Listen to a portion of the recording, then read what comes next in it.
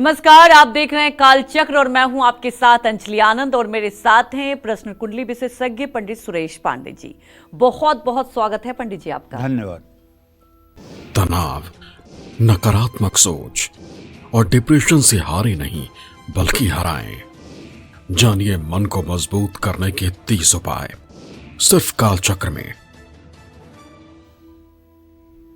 जी हाँ, मन के हारे हार है और मन के जीते जीत। इंसान की हार जीत उसकी मानसिक स्थिति पर डिपेंड करती है। जिसका मन हार जाता है वो सब कुछ हार जाता है। और हम में से हर कोई समय समय पर अपनी लाइफ में टेंशन, डिप्रेशन या फिर नेगेटिविटी का एहसास करता रहता है। लेकिन ये तमाम चीजें जब बहुत ज्यादा बढ़ जाती है तो आपका जीवन गलत दिशा की ओर भटक जाता है। सब कुछ होने के बाद भी आप अकेलापन, उदासी और निराशा महसूस करते हैं। ग्रहों की कैसी स्थिति और गलत वास्तु आपको जल्दी डिप्रेशन में ढकेल देता है, आज यही सब बताएंगे आपको पंडित सुरेश पांडे जी। साथ ही आपकी निराशा को आशा में बदलने के लिए अचूक 30 उपाय भी बताएंगे। तो आज का कालचक्र आपके लिए बेहद ही महत्वपूर्ण है, क्योंकि मुझे लगता है आज के वक्त में हर कोई कहीं ना कहीं कॉम्पिटिटिव और अपने चाहत को पाने के लिए अकेलेपन का और डिप्रेशन का शिकार हो जाता है। तो मुझे लगता है आज हर वो युवा के लिए, हर वो पेरेंट्स के लिए कालचक्र बेहद महत्वपूर्ण है। तो आज लगातार हमारे साथ बने रहिए, क्योंकि पंडित जी वो ग्रहों की स्थिति के बारे में भी बताएंगे, साथ ही आपको उपाय भी बताएंगे। तो हमारे साथ लगातार आप बने रहिए। इसके अलावा अगर आपका कोई सवाल भी है तो आप हमें फोन कर सकते हैं। हमारा नंबर है 0120665241 और अपनी चर्चा की हम शुरुआत करें, लेकिन उससे पहले जान लेंगे आज का शुभ मुहूर्त।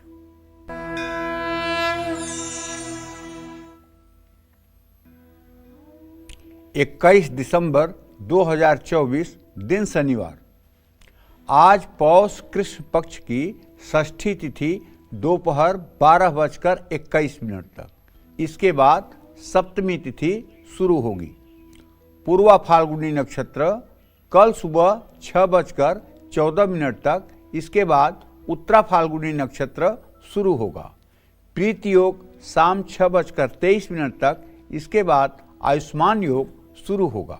आज के इसी क्रम में कुछ अशुभ मुहूर्त भी हैं, जैसे रोज की तरह राहु काल सुबह 9 बजे से 10:30 बजे तक, यमगंड काल दोपहर 1:37 से दोपहर 2:54 तक। मैं आप लोगों से चाहूँगा कि इन अशुभ समयों में किसी नए कार्य का शुभारंभ न करें और अगर संभव हो तो पूर्व दिशा की यात्रा टाल दें।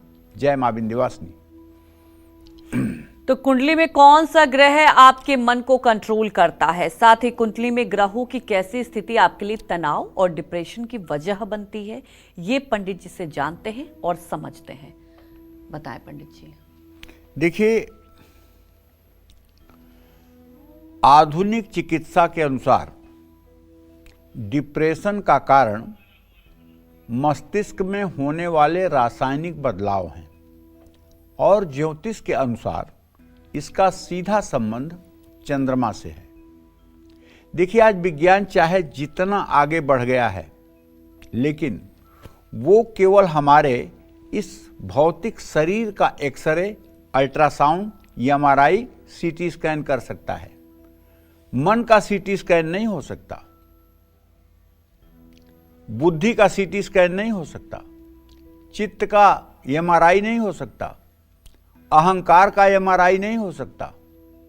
ये सब चीजें विज्ञान से अभी बहुत परे हैं।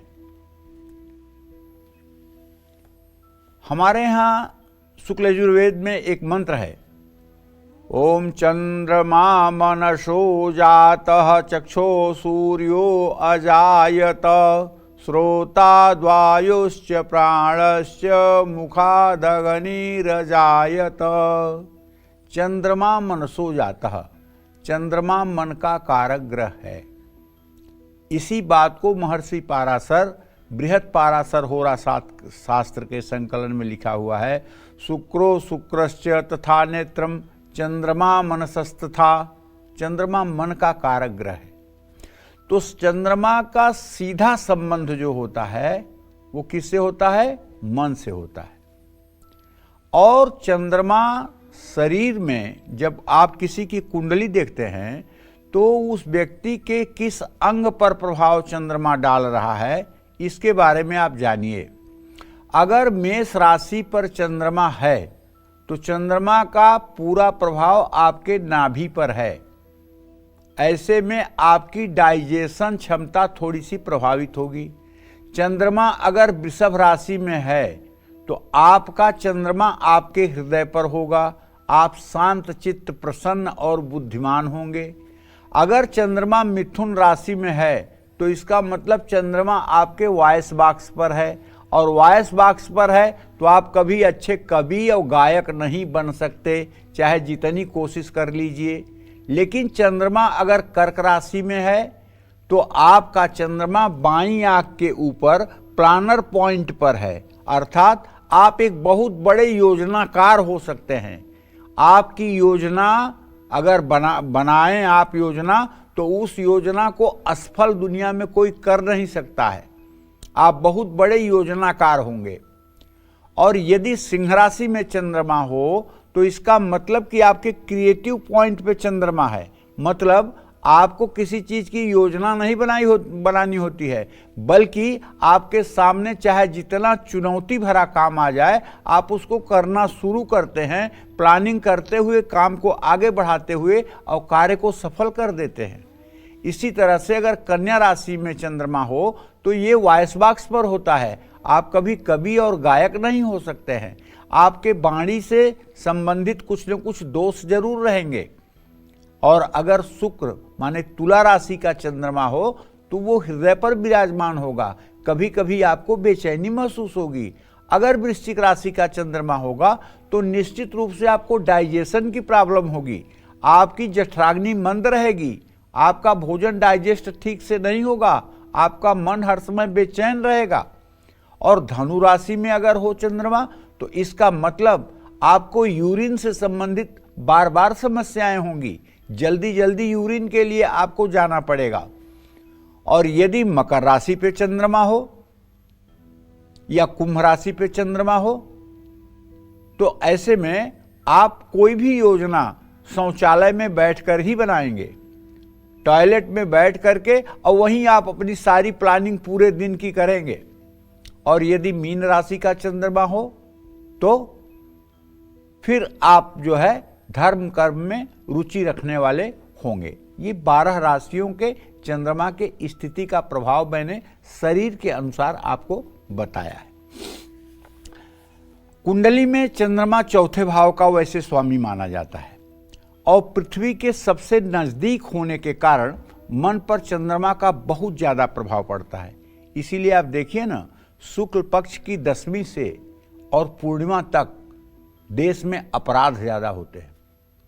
देश में जितने भी अपराध होते हैं वो शुक्ल पक्ष की 10वीं से पूर्णिमा के बीच होते हैं, क्योंकि लोगों का मन उस समय बेकाबू रहता है और लोग विवेक का इस्तेमाल नहीं करते हैं और मन के कहने में आकर के अनर्थ और गलत से गलत कार्यों को कर बैठते हैं। ये एक सर्वेक्षण की बात बता रहा हूं, ये कोई मनगढ़ंत मेरी कल्पना नहीं है। कुंडली में चंद्रमा या चतुर्थेश अगर नीच राशि में होगा या छठे भाव के साथ स्वामी के साथ युक्त होगा या राहु केतु के साथ होगा या पापक ग्रहों के मध्य होगा तो कुंडली में ग्रहण योग निर्माण होगा। ये डिप्रेशन और मानसिक रोग बहुत जल्दी होने के आसार करता है। अगर चंद्रमा और शनि की युति हो जाए, चंद्रमा और राहु की युति हो जाए, चंद्रमा और केतु की युति हो जाए या चंद्रमा 2 पापक ग्रहों के मध्य हो जाए, आगे शनि हो जाए पीछे राहु हो जाए, आगे राहु हो जाए पीछे शनि हो जाए, आगे शनि हो जाए पीछे मंगल हो जाए, इस तरह से 2 पापक ग्रहों के मध्य अगर चंद्रमा हो जाएगा तब भी ये एक प्रकार का विष योग और चंद्रमा का पाप कर्तरी योग हो जाएगा। तो द्वादशेश का चतुर्थ भाव में स्थित होना भी व्यक्ति के मानसिक असंतुलन का कारण है। जन्म कुंडली का पहला भाव मन, शरीर और मस्तिष्क का बोध कराता है। चंद्रमा मन, मस्तिष्क और भावनाओं का स्वामी माना जाता है। कुंडली में पहले भाव में चंद्रमा नीच का हो या पापक ग्रहों के प्रभाव में हो तो ऐसे लोगों को बहुत जल्दी, बहुत आसानी से डिप्रेशन हो जाता है। ऐसे लोग बहुत ज़्यादा सोचते हैं और चिंता भी करते हैं। चंद्रमा लग्न में नीच का हो तो ऐसे में नींद नहीं आती है, और ख़ास करके अगर 8वें भाव में चंद्रमा शनि के साथ हो जाए तब तो नींद तो कहने के लिए आती है, लेकिन आंख बंद होते ही ऐसे ऐसे भयानक सपने आते हैं कि वो नींद नहीं रहती है, वो नींद स्वप्नावस्था ही होती है। और बुरे सपने आते हैं, भयावह सपने आते हैं, पुरानी से पुरानी चीज़ों के सपने आते हैं। नींद में चलने की समस्या होती है, शरीर में पूरे दिन आलस्य और थकान, चेहरे पर जरा सा भी प्रसन्नता के भाव नहीं रहते हैं। आँख में, दिल पर, फेफड़ों पर बुरा प्रभाव पड़ने लगता है। ऐसे लोगों को बहुत जल्दी पीलिया, खून के रोग, जल से भय हो सकता है। और यदि चंद्रमा पाप पीड़ित है तो ऐसे लोगों का हीमोग्लोबिन 8-9 से ज़्यादा नहीं होता है। और अगर शनि की स्थिति भी कमजोर हो तो निश्चित रूप से आयरन की कमी से ये आपका हीमोग्लोबिन कम है।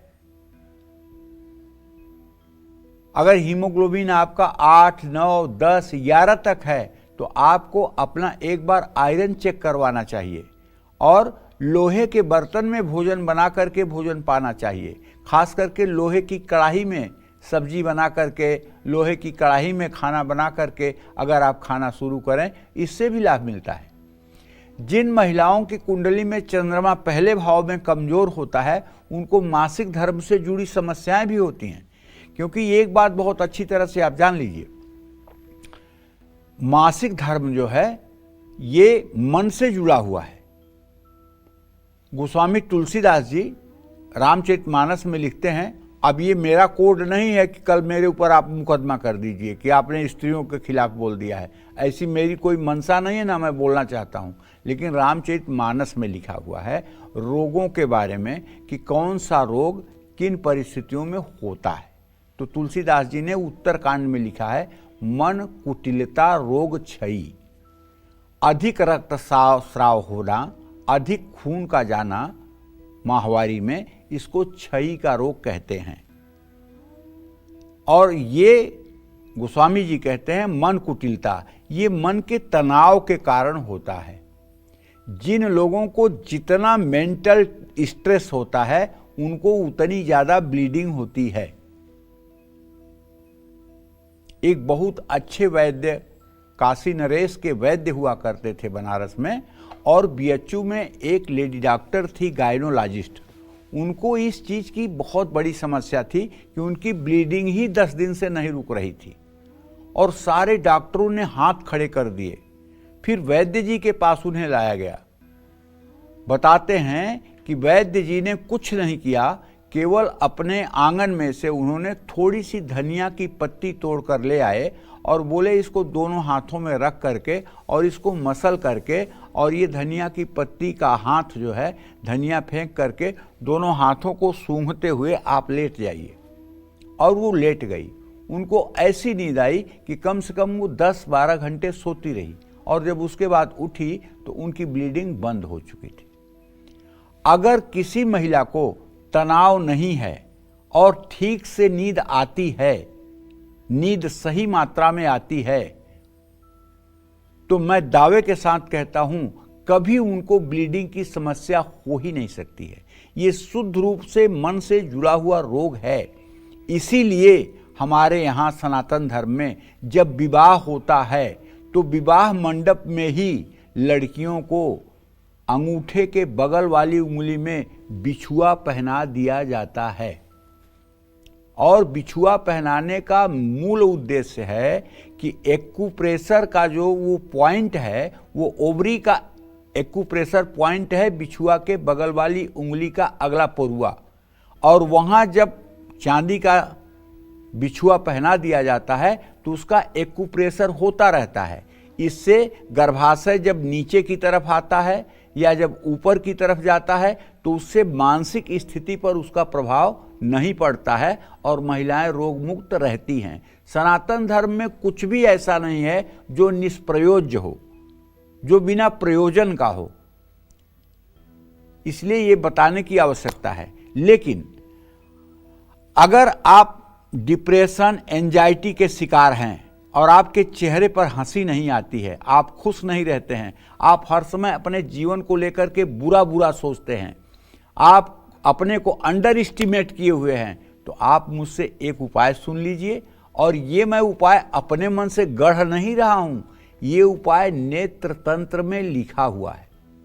तंत्र की बहुत अच्छी पुस्तक है नेत्र तंत्र, उसमें लिखा हुआ है और मैंने इसको सैकड़ों लोगों के ऊपर आजमाया है। इसका 100% परिणाम आया है। करना क्या है आपको, आप सुबह शाम शुद्ध अवस्था में होकर के साफ वस्त्र धारण करके अपने पूजा स्थान में बैठ जाइए और एक घी या तिल के तेल का दिया जला करके पद्मासन में बैठ सकते हैं तो ठीक है, नहीं तो सुखासन में बैठ जाइए, अलथी पलथी मार के बैठ जाइए और अपने बाएं हाथ में दाहिने हाथ को ले लीजिए या अपने तर्जनी और अंगूठा उंगली को मिलाकर अपने घुटने पर रख लीजिए और आंख बंद करिए। एक मंत्र है त्रयाक्षर महामृत्युंजय मंत्र। ओम मन में सोचते हुए श्वास को नाभि तक ले जाइए और जूम सा सोचते हुए श्वास को बाहर निकालिए। ये क्रम कम से कम 24 मिनट आप करिए और भगवान शिव का ध्यान करते रहिए। ओम से श्वास को नाभि तक ले जाइए, जूम स से श्वास को धीरे धीरे बाहर निकालिए। ये क्रम लगातार आपको सुबह शाम कुछ दिनों तक करना चाहिए। इससे क्या होगा कि आपके शरीर की 72,000 नस नाड़ियां एक्टिवेट हो जाएंगी, आपके शरीर की नकारात्मक ऊर्जा समाप्त हो जाएगी और आपके चेहरे की रौनक बढ़ जाएगी, आपका आत्मविश्वास बढ़ जाएगा, चंद्रमा का दूषित प्रभाव समाप्त हो जाएगा। अगर इस नियम को रेगुलर आप 2, 4, 10 सालों तक करते रहें तो आपके कुंडली में चाहे जितना बड़ा विषयोग हो उसका समाधान मिल ही जाएगा। दवाइयाँ खाओगे नींद की, कितने दिन ठीक रहोगे? नींद की दवा खाओगे, डिप्रेशन और एंजाइटी की दवा खाओगे, जब तक दवा खाओगे तब तक आराम रहेगा। दवा एक दिन छूटी तो फिर वही प्रॉब्लम होगी। जिन लोगों को मानसिक रोग है उनके पेट में ऐसी एसिडिटी गिरती है, ऐसा तेजाब गिरता है कि पूरे पेट में जलन हो जाती है, एकदम बेचैनी हो जाती है, बहुत परेशान हो जाते हैं। ये क्यों? ये कोई रोग नहीं है, आप करा के देख लीजिए, अपना कोई भी जांच करा के देख लीजिए। ये मन का रोग है। मन से जब तनाव होता है तो तेजाब गिरता है। मन में तनाव न हो तेजाब नहीं गिरेगा। मन में तनाव न हो इसके लिए मंत्र शक्ति की जरूरत है। मंत्र जाप बम दृढ़ विश्वासा पंचम भगत सुवेद प्रकाशा। भगवान राम सबरी से कहते हैं कि मंत्र जाप में मेरा दृढ़ विश्वास है। तो जो लोग आज भी इस साउंड एनर्जी अर्थात मंत्र का आश्रय लेंगे, मैं दावे के साथ कहता हूं दुनिया की कोई ऐसी ताकत नहीं है कि आपको कोई बीमार रख सके, क्योंकि आप सुअर, कुत्ता, बिल्ली और कबूतर नहीं हैं। जो आपके किस्मत में लिखा है वही होना है। आप अविनाशी के अंश हैं। आप चाहें तो कुछ भी बदल कर रख सकते हैं, इसमें कोई संशय नहीं है। जय मां विंध्यवासिनी। तो आगे चर्चा को और बढ़ाएंगे, लेकिन उसके पहले जान लेते हैं मेष राशि का राशिफल कैसा रहेगा आज का उनका पूरा दिन। मेष राशि के जातकों को बताना चाहूंगा कि आपका राशि स्वामी मंगल अभी भी कर्क राशि में है और आपके पंचम भाव में चंद्रमा की स्थिति है और आपके एकादश भाव में शनि मूल त्रिकोण का है। कई स्रोतों से धन लाभ होगा। इसमें मुझे जहाँ तक विश्वास है कि कुछ गलत तरीके से भी पैसा कमाने का आप प्रयास करेंगे जो शायद उचित नहीं होगा।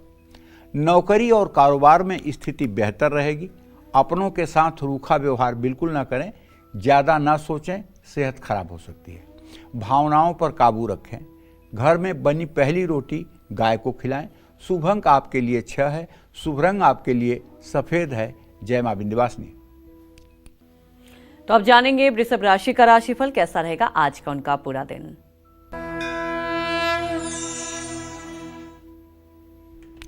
वृषभ राशि के जातकों को बताना चाहूंगा कि बृहस्पति आपके राशि में है, व्यय भाव का स्वामी नीच राशि में है। आज आपको कर्ज चुकाना पड़ सकता है, उधार चुकाना पड़ सकता है, और उधार चुकाना भी चाहिए। 1 मिनट के लिए किसी का उधार नहीं रखना चाहिए। आपसे गलती भी हो सकती है, और गलती होगी ओवर कॉन्फिडेंस में, इसलिए खूब सावधान रहिएगा। अगर आप विवाह योग्य हैं तो विवाह का रिश्ता पक्का होने का संयोग बना हुआ है। नकारात्मक विचार से आपको बचना चाहिए, इससे आपकी सेहत बिगड़ सकती है। लंबी यात्रा करने से आपको बचना चाहिए, और अगर यात्रा करना मजबूरी है तो पूरा अलर्ट होकर के यात्रा करिए, नहीं तो यात्रा से नुकसान संभव है। आज अपनी माँ के आशीर्वाद लेकर घर से निकलें। शुभ अंक आपके लिए 9 है, शुभ रंग आपके लिए लाल है। जय मां विंध्यवासिनी। तो चंद्रमा का हमारी मानसिक स्थिति से क्या नाता होता है, ये तो पंडित जी ने बताया और आपने समझा भी। और अब बात करते हैं कुंडली में पितृदोष की। क्या पितृदोष होने पर भी तनाव या डिप्रेशन आपको घेर सकता है? क्या है इससे जुड़ा सच, ये समझते हैं पंडित जी से। पंडित जी, अभी जो आपने बताया कि लगभग जो मानसिक स्थिति होती है वो चंद्रमा पे डिपेंड करता है, और आपने पूरा लॉजिक के साथ समझाया हमारे दर्शकों को, लेकिन क्या इसके अलावा पितृदोष भी एक वजह रहती है इन चीज़ों के लिए? हाँ, पितृदोष बहुत बड़ा कारण होती है, लेकिन जिस तरह से आज पितृदोष का हौवा खड़ा किया गया है समाज में, ऐसा कुछ पितृदोष होता नहीं है। पितृदोष का मतलब है कि अगर आपकी जन्म कुंडली में बृहस्पति और राहु 6ठे, 8वें, 12वें भाव में हों तो ये एक प्रकार का पितृदोष है। इससे तनाव की समस्या हो सकती है। बृहस्पति राहु या बृहस्पति और केतु की स्थिति एक प्रकार की डिप्रेशन, एंजाइटी दे सकती है, क्योंकि बृहस्पति जीवन और सुख का कारक ग्रह है। राहु और केतु के साथ युति होने से ही बृहस्पति पीड़ित हो जाता है, और उसके पीड़ित होने के बाद फिर ऐसा आदमी एंजाइटी का शिकार हो जाता है। ऐसे में अगर आपकी जन्म कुंडली में बृहस्पति राहु या बृहस्पति केतु की स्थिति है तो आपको किसी धर्म स्थान में, जैसे प्रयाग में नागबासुकी मंदिर पर, दारागंज में पीपल के नीचे आप त्रिपिंडी श्राद्ध करा लीजिए, या संगम के किनारे त्रिपिंडी श्राद्ध करा लीजिए, या काशी में पिशाच मोचन पर आप त्रिपिंडी श्राद्ध करा लीजिए, या कुरुक्षेत्र से 30 किलोमीटर उत्तर की तरफ पिहोवा एक जगह है, वहाँ आप करा लीजिए, या पुष्कर राजस्थान में आप वहाँ श्राद्ध करा लीजिए, त्रिपिंडी श्राद्ध। और यदि आपके परिवार में किसी की अकाल मृत्यु हुई है तो उसके लिए नारायण बलि, ये 2 कर्म करा लीजिए, और अपने घर में महामृत्युंजय का 1.25 लाख जप करवा करके हवन तर्पण मार्जन कर लीजिए। पितरदोष की शांति के लिए पितरों का पिंडदान भी कर दीजिए। श्राद्ध में हर रोज पितरों को जल और काले तिल अर्पित करिए। कुछ ग्रहों की दशाएं या अंतरदशा भी डिप्रेशन या तनाव का कारण बन सकती हैं। जब भी शनि की 7.5 आती है या शनि अष्टमेश और अष्टम में स्थित होता है तो इसकी दशा आने पर मन परेशान रहता है। ऐसे में शनिवार को सरसों के तेल में छायादान करना चाहिए। सरसों के तेल में अपना चेहरा देख करके छायादान करना चाहिए। शनिवार और मंगलवार को हनुमान चालीसा का पाठ करना चाहिए। राहु और शनि के मंत्रों का नियमित जप करना चाहिए। ये तो एक पहलू रहा। अब दूसरा पहलू भी इसका है।